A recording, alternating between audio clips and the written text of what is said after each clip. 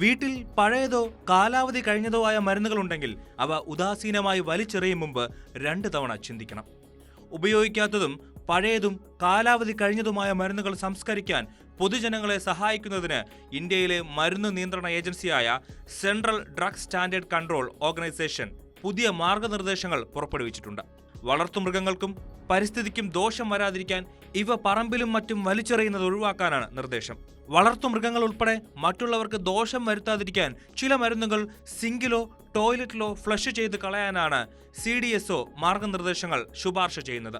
17 മരുന്നുകളാണ് ഫ്ലഷ് ലിസ്റ്റിൽ ഉൾപ്പെടുത്തിയിട്ടുള്ളത്. പ്രധാനമായും ഡോസ് കൂടുതലുള്ള ഓപ്പിയോയിഡുകളും fentanyl citrate, morphine sulphate, buprenorphine, diazepam, tramadol, methadone hydrochloride, oxycodone തുടങ്ങിയ നിയന്ത്രിത മരുന്നുകളാണ് ഈ ലിസ്റ്റിലുള്ളത്. ചെറിയ അളവിൽ പോലും ഈ മരുന്നുകളുടെ ദുരുപയോഗം മാരകമായേക്കാം. വേദന സംഹാരിയായും മാനസികാരോഗ്യം അല്ലെങ്കിൽ നാഡീവൈകല്യങ്ങൾ എന്നിവയ്ക്കാണ് ഈ മരുന്നുകൾ സാധാരണഗതിയിൽ ആരോഗ്യ വിദഗ്ധർ കുറിച്ചു നൽകുന്നത്. എന്നാൽ ഈ മരുന്നുകൾക്ക് ആസക്തി, ദുരുപയോഗം, ആകസ്മികമായ അമിത അളവ് എന്നിവയ്ക്കുള്ള ഉയർന്ന അപകട സാധ്യതയുണ്ട്. ഇത് കണക്കിലെടുത്ത് പ്രത്യേക നിർമ്മാർജ്ജന മുൻകരുതലുകൾ ആവശ്യമാണെന്ന് CDSCO പറയുന്നു. ഡോക്ടർമാർ മരുന്ന് നിർദ്ദേശിച്ച വ്യക്തിയല്ലാതെ മറ്റാരെങ്കിലും ഇത് കഴിച്ചാൽ അപകടമാണ്. മരുന്ന് യഥാർത്ഥത്തിൽ കഴിക്കേണ്ട വ്യക്തിയല്ലാതെ മറ്റാരെങ്കിലും 1 ഡോസ് മാത്രം കഴിച്ചാലും പ്രത്യാഘാതം വലുതായിരിക്കും. വീട്ടിലെ ആളുകൾക്കും വളർത്തുമൃഗങ്ങൾക്കും അപകടമുണ്ടാകാതിരിക്കാൻ പൊതുജനങ്ങൾ കാലഹരണപ്പെട്ടതോ ആവശ്യമില്ലാത്തതോ ഉപയോഗിക്കാത്തതോ ആയ ഈ ലിസ്റ്റിൽ പറയുന്ന മരുന്നുകൾ സിങ്കിലോ ടോയ്ലറ്റിലോ കളയണമെന്നാണ് നിർദ്ദേശം. ഇവയിൽ മാരകമായ ഘടകങ്ങളാണ് അടങ്ങിയിട്ടുള്ളതെന്നും മരുന്ന് നിയന്ത്രണ ഏജൻസി പറയുന്നു. 15 പേജുകളുള്ള മാർഗനിർദ്ദേശ രേഖയാണ് മരുന്നുകളുടെ ഉപയോഗം സംബന്ധിച്ച് പുറത്തിറക്കിയിട്ടുള്ളത്. അബദ്ധവശാൽ കഴിച്ചാൽ പ്രത്യേകിച്ച് അപകടകരമായേക്കാവുന്ന തിരഞ്ഞെടുത്ത ഒരു കൂട്ടം മരുന്നുകൾക്കുള്ള നിർദ്ദേശങ്ങൾ ഇതിൽ ഉൾപ്പെടുന്നു. ഉയർന്നു വരുന്ന അപകട സാധ്യതകളെയും സുരക്ഷാ ഡാറ്റയെയും അടിസ്ഥാനമാക്കി ഇടയ്ക്കിടെ ഈ ലിസ്റ്റ് അപ്ഡേറ്റ് ചെയ്തേക്കാം.